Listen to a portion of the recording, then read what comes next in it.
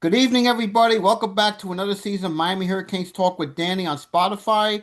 If you're on YouTube, please like and subscribe. It helps my channel out tremendously. It helps me a lot. It helps the channel grow. So please like and subscribe. It takes a minute to do that. If you have PayPal, Venmo, Cash App, I'll put links in the description for those of you on YouTube.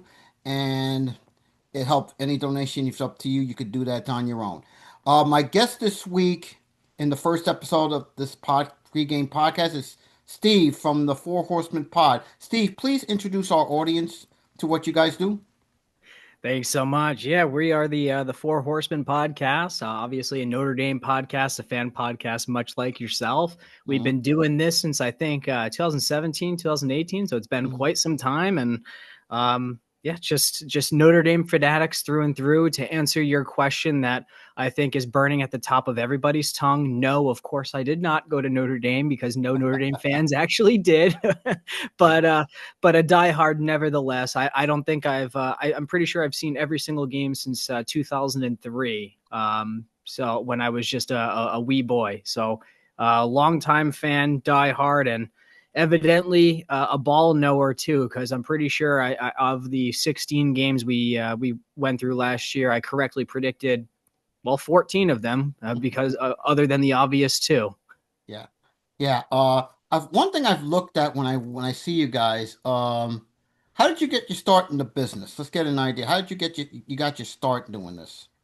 Yeah, I mean it truly grassroots authentic. It was just me and two other buddies. One buddy, P Wagon, who I actually know in real life and have hung out with several times, and then our other buddy Dylan. He's up in Canada.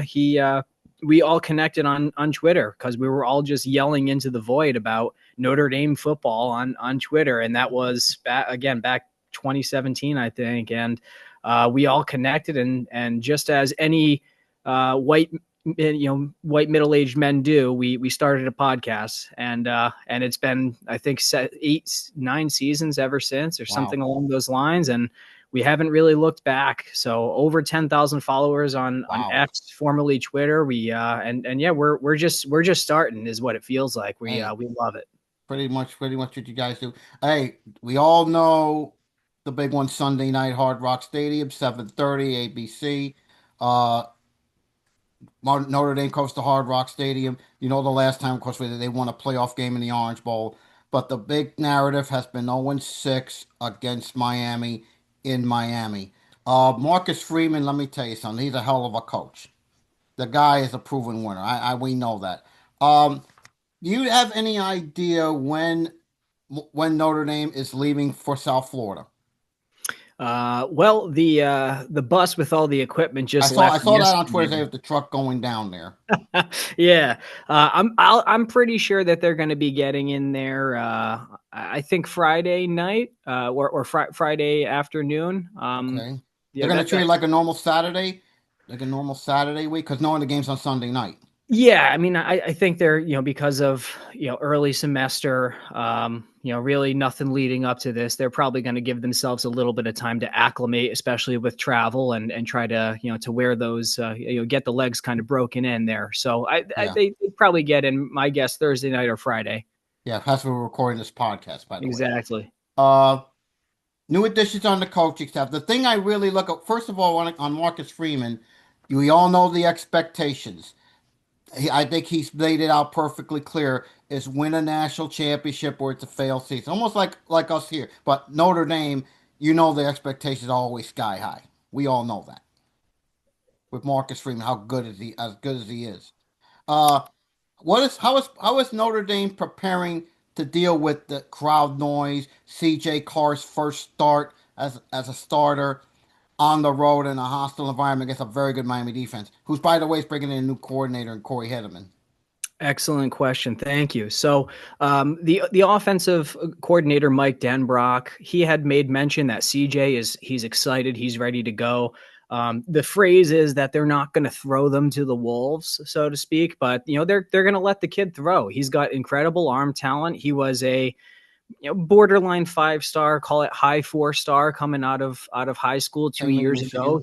Yep, he's a redshirt freshman, a Michigan legacy. He's the grandson of Lloyd Carr, Ooh. who won a major bowl game in 1997, but we're not going to call it a national championship, at least Yeah, it not. split with Nebraska. They Yeah, split that. They split. that's Nebraska's title. So screw Yeah, Michigan. They haven't won yeah. an outright title since 1940, whatever, Actually, they 48. won it. They won a couple years ago. No, they didn't. Yes, they did. Yeah, they they're, did. they're a bunch of cheaters. Yeah, Anyway. yeah, yeah, yeah. What? Yeah, I know you guys have your issues with Michigan. I wish you Oh, guys would play them more. I really wish you guys would play them more. so do we. I mean, Two of my early favorite in the fight songs, as a matter of fact. yeah, I mean, Here come the it's victors, and here late for old Notre Dame. As much as I don't exact. like Notre Dame, I respect their fight song. Well, thank you for that. No, it's a treasured rivalry. I mean, they backed out in the 2010s. Scheduling conflict had us backing out in the 2020s. But I think that we're going to get something back on the books shortly, hopefully. But as for going back to the game on Sunday night, CJ's got incredible arm Yes. talent. He's escapable enough. He's not exactly Lamar Jackson out there, but if he needs to move the chains with his feet, he certainly can. But he's got a transfer receiver, a couple of 800-yard seasons in a row coming from Virginia, Malachi Fields, Yeah, six we've foot dealt with four. him. He's a great 50-50 guy. He Very can good go guy. up Very and tough. grab your Tough jump receiver. balls on the corners. So yeah, your secondary is certainly improved, and we're not overlooking them by any means, and we're not overlooking your defense because they're going to be like bats out of hell. I can almost assure it. Yeah. But between the smaller guys like Will Pauling, Jordan Faison, and Jaden Of course, Greathouse. Greathouse. Yeah, I watched Yep. them on film. They're pretty impressive when I see them on film. Exactly. They're very shifty. They're great route runners, and they're going to be able to find routes short distances, 4 to 7 to like 11 yards, but then you got Malachi that can kind of go over the top. So of course we're going to rely on the run game. I guess But you got we all know how great Love and Price are. thank you. The saying last year was 4 quarters of FU football. The offensive line was really, they were their intent is to go out and bully. And of course, there's a hell of a defensive line down in Miami. Justin Scott, he's a Catholic school kid from Chicago. How he Yes. didn't end up at Notre Dame, like that's a heartbreak for us, and we're really jealous of you, Yeah, quite we frankly. do have them. It was just good for us. You got Moulton, Scott, you got David Blay, our inside guys. But how are they preparing to deal with the edge rushers and Ruben Bain and Akeem Mesidor? How are Mhm. the tackles preparing for that? Well, if you look at what offensive coordinator Mike Denbrock did with Riley Leonard last year, and then with Jaden Daniels just a couple of years back in his Heisman winning season at LSU, there's a lot of RPO and there's a lot of the opportunity to let your quarterback get into a rhythm. Don't force anything. Take the little shots here and there when you get them. Move the chains, and then when the big one opens up, then you go for it. So in Denbrock, we trust. Yeah, he's pretty good. But to me, I look at the defense. And I've told people this. I think they're going to miss Al Golden more than people think. Al Golden, let me tell you something. As much as he didn't do well for us here, he did well for us here. I think so much stuff going on that led to his departure here. But when he became the defensive coordinator, whoa, that defense became lights out because Al Golden was a hell of a coordinator. And I think you guys are going to miss him. Now, Chris, not to say Chris Ash isn't a bad coach, but he hasn't coached the defense in college since 2020 when he was at Texas. Mm-hmm. How are they preparing to adjust to Chris Ash, knowing that you lose a stud like Al Golden as defense coordinator? Exactly. I mean, we're certainly going to miss Coach Golden. He ran a pretty professional outfit, multi-front defense, and he was pretty versatile with allowing his players to play the roles that are going to fit them best. And Chris Ash, for all intents and purposes, in all of his interviews and what we've seen in tape for summer and fall camp, is that he's not going to deviate too much from the game plan and stylistically from Al Golden.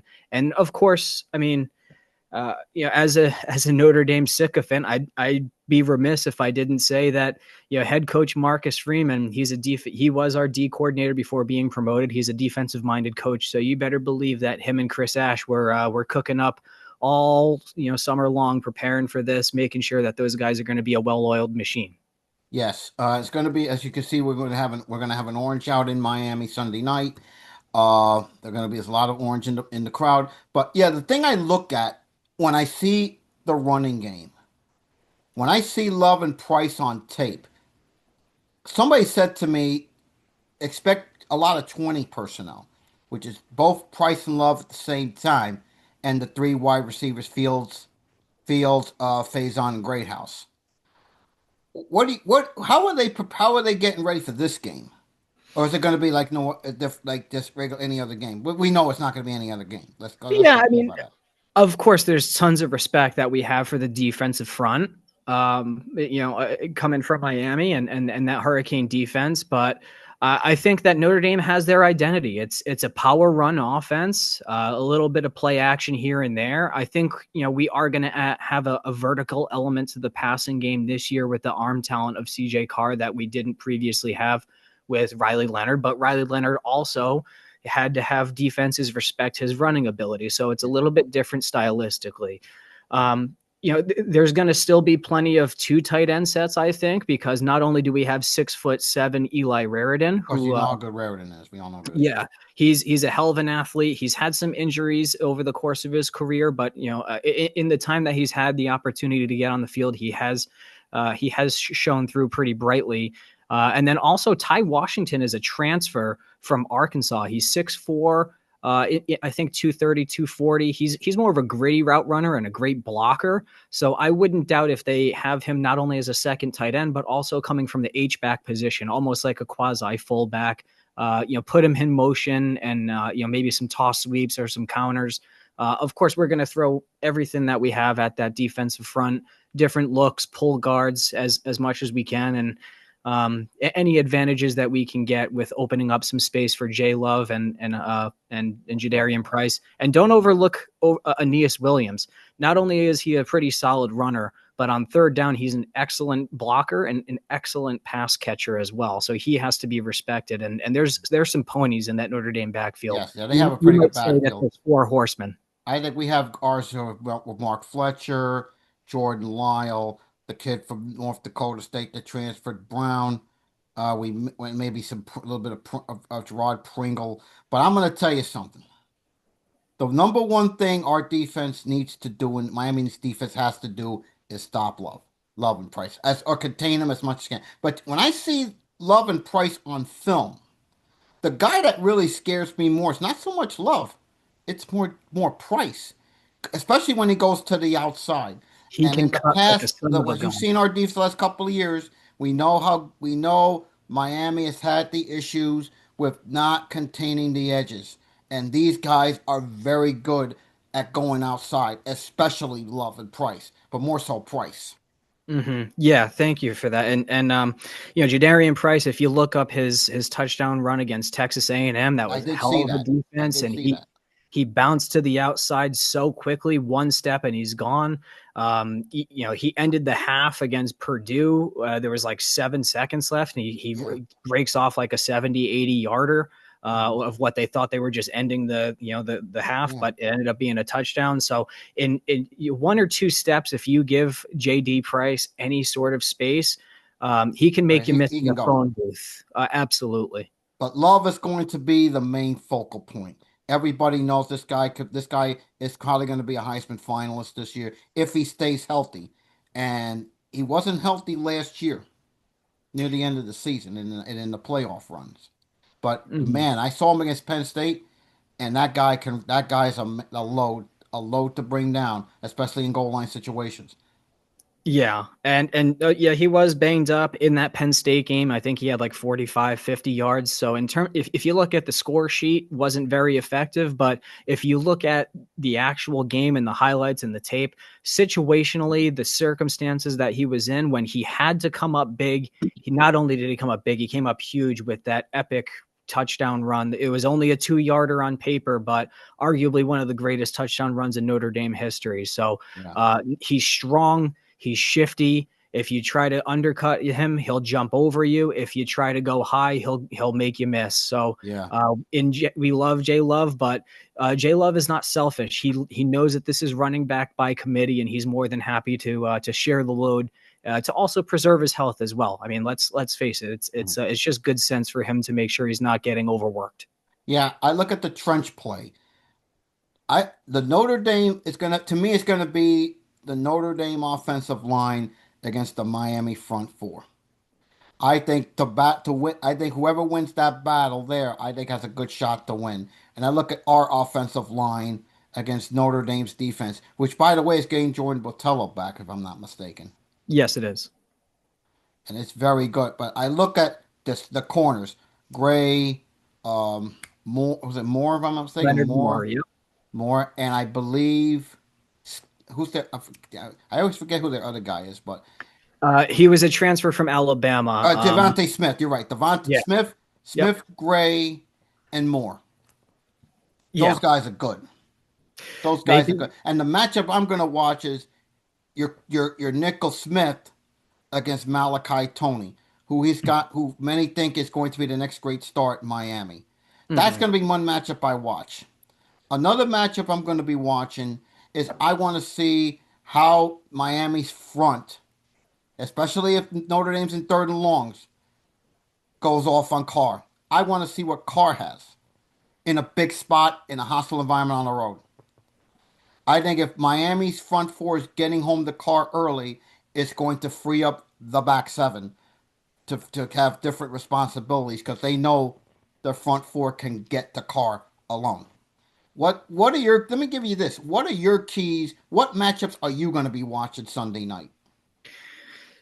Great question. I mean, the obvious is the trenches on both sides for both teams. It's going to be trench warfare. I don't expect this to be a high scoring game. I don't think either team is scoring more than 30 points. I don't I think so either. honestly, I would be surprised if both teams score more than 20 points. I think so too. I think it's probably a race to 24 wins. Just a spoiler alert for the prediction. Yeah, yeah.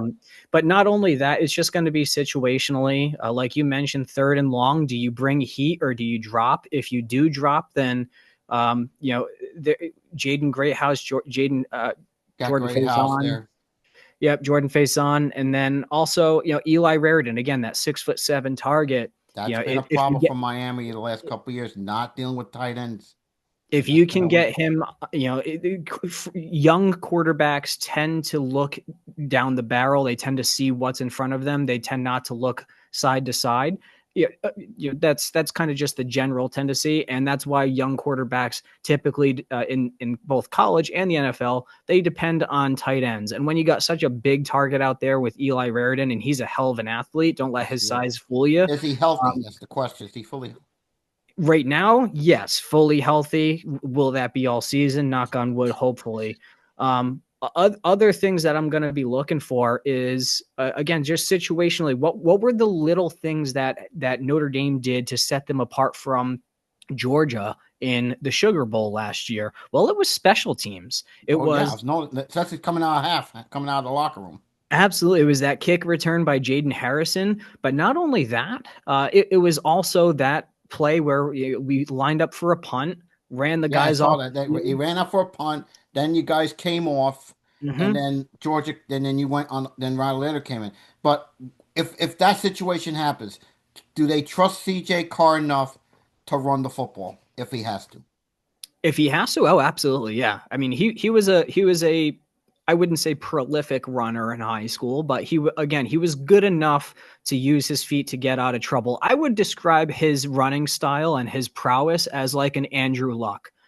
Hmm. Is he going to run for 75 yards and two touchdowns every single game like a Lamar Jackson or a Michael Vick? No. No. But is he going to situationally move around the pocket, buy himself some time, or even scramble for 7 to 10 yards and get himself a first down if he needs to? Then absolutely, that's in play. So, so your secondary and especially your linebackers are going to have to spy him, which is hopefully going to open up a bit of space behind them, right in front of the safeties with crossing routes with again like Greathouse or Raridan. So we'll Yeah, see. that's gonna be the one I'm gonna be watching. Uh, I'm gonna get you out of here on this. Time for predictions. I'll get you out of here on this. Prediction Sunday night, and I'll give you mine. Absolutely. So, um, I think that all last year I said that up until, of course, the national championship game. I thought that, that was a high-powered offense that we were facing. But all up until that point, all last year, I said that I don't think there's a team on Notre Dame's schedule that's going to score more than 20 points on them. And for the most part, I was right. And I think that does remain the same for this year. I don't think that there's a team on Notre Dame's schedule that can score more than 20 points on them. So all you have to do is basically score 3 touchdowns and you go 12-0 for Notre Dame. That's effectively the key. We do have 8 deep on the defensive line. I think we can, hopefully wear down the Canes offensive line, which I know is not only, improved, but also absolutely massive. So don't get me wrong. We absolutely respect them. I think because of the head coach, because of the pedigree of this team, because of the experience and their ability to dig deep, Notre Dame comes out on top 27-17. Steve, the talk down here in Miami has been one thing. The moral victories we've had that people talk about in the past, that's got to go away this year. There is no bigger game, I would say, in Mario Cristobal's tenure here at Miami than this game on Sunday night. If you want to break if we want to break the narrative that this team, I won't say back, but on the next level, say, listen, now we're taking that next step. Can Miami take the next step this year? I have a lot of people thinking, yes, this team can win 10, 11 games this year. But to be considered elite, like where Notre Dame is, we want to get, as much as I hate Notre Dame, we want to get to where Notre Dame is, where Notre Dame's been. We want to get back to where they've been. To do that, you win a game like this. If our offensive line could protect Carson Beck and get the running game going, I think we have a good shot to win this ball game. But like you said, 20 points, that's the magic number. I think we're going to go a little over that. I think the running game gets going. I think we get a turnover because Carr's in the big spot. I mean, the deer in the headlights look. He's a good quarterback, but this is a big difference. In prime time, on the road, hostile environment, I'm going to go with Miami 27. Notre Dame 21. That's where I'm going. 27-21 Canes. I can certainly see that. Well, I mean, it's going to be a hard-fought battle, and I can't wait for it. And I think that Miami has at least 10 wins in them this year, and I want you guys to compete for the playoff. I want Miami to be an elite program, a perennial top 15 program, and I think I speak for a lot of Irish fans because I respect our history. I respect our rivalry. Of course, there's some animosity there, but there's a lot of respect as well. 2001 Canes are the greatest football team of all time, hands down, no questions asked. Mm-hmm. And yeah, I mean, it would be awesome that if we play every year, every 2 years, however the cycle works with the ACC scheduling, I would love for us to bump up to like a Clemson style deal. Would be great. Because I love playing you guys. It's always fun. A lot of respect for you, Miami, and of course, thank you, Danny, for having me on today. Quick plug of the podcast. If you guys want to listen to us or follow us on social media, it's at Horsemen Pod. That's MEN at the end, at Horsemen Pod. Again, it's me, my colleague Dylan, and we have a new add to the team this year with our buddy Tim Flynn. So it's been an absolute pleasure with you. Of course, if you have any parting thoughts, I'd love to hear them. Yeah, I think the thing is, listen, listen, this is going to be a tough year. I think Notre Dame, we all know the expectations. They're very high there. In fact, Marcus Freeman, I think he had a little term called unfinished business. I think I've seen that go around. But I think, yeah, Notre Dame, I think Notre Dame, I think after Miami, they say Miami and A&M are the first two. That's going to be tough. And strangely enough, Notre Dame's going into a bye week after this game. Mm-hmm. And then you get A&M. And then after that, you guys should run the table after that. From your lips to God's ears. I think you guys will. All right, so Steve, thanks for coming on, man. Let's do it. We'll do it again hopefully down the road. Take care. Have a good night. It was a pleasure. Thank you, Danny. Thank you.